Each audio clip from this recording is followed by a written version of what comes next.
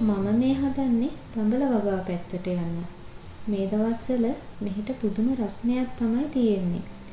ඒ තියෙන රස්නෙත් එක්ක දඹල වැල් ටික ගොඩක් හෙන්නත් වෙලා වගේ. හැබැයි ඉතින් කරල් වලින් නම් අඩුවක් තිබ්බේ නැහැ. මලුත් ඒ වගේම පිරිලා හැදිලා තිබ්බා. අම්මට ගෙවල් ළඟ නැන්ද කෙනෙක්ගෙන් ලැබුණ දඹලට කීපයක් තමයි මේ විදියට මේ පැල කරගෙන තියෙන්නේ.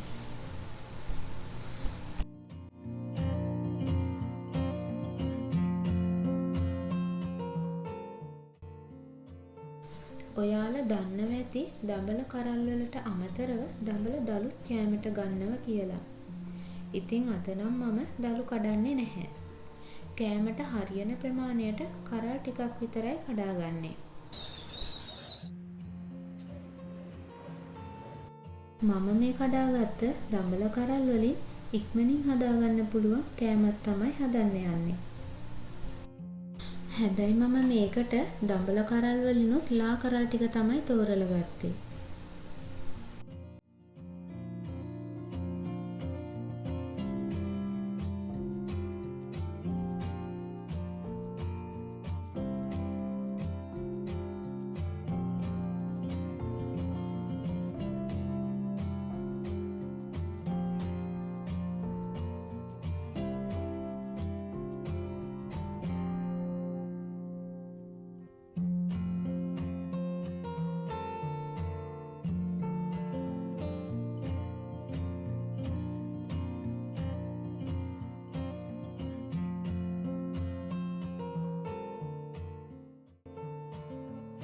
ඔන්න ඔය විදියට තමයි මම මේ සරල කෑම එක හදාගත්තේ. ඔයාලත් ඒ විදියට හදලා බලන්න.